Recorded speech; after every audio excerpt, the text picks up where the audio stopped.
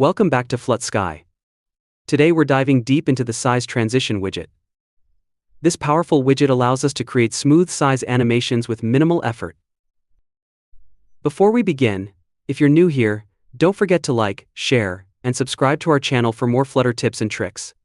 Also, check out our other videos on animated widgets if you're looking to expand your Flutter skills. Let's get back to our video. What is size transition? Size transition is a widget that animates its own size and clips and aligns its child. It's important to use size transition in a context where it can actually change size.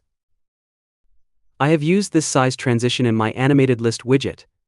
You can check out that video. Now let's start coding. Here I have used a StatefulWidget because we'll be managing an animation. Make sure to add TickerProviderStateMixin. This mixin allows us to create animation controllers. I used an animation controller.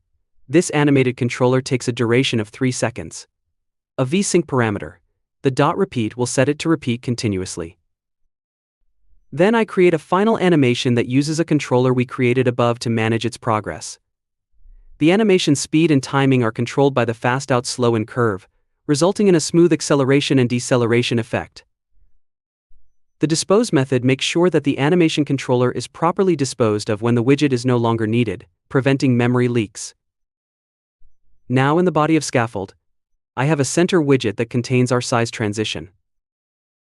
The size factor takes an animation double object, which in this case is _animation. As the animation progresses, the size of the child will change based on the size factor value. The axis specifies the axis along which the change in size will occur.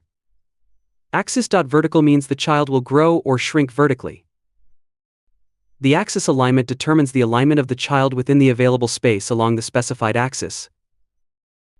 The child of size transition is a center widget that has a Flutter logo with a fixed size of 200.0. The logo animates based on the animation value, expanding or contracting from the right side. Now let's run the app and see how the changes will work. As you can see, the Flutter logo is continuously changing its height. It starts by quickly expanding to its full height, then slowly shrinks back to its minimum size.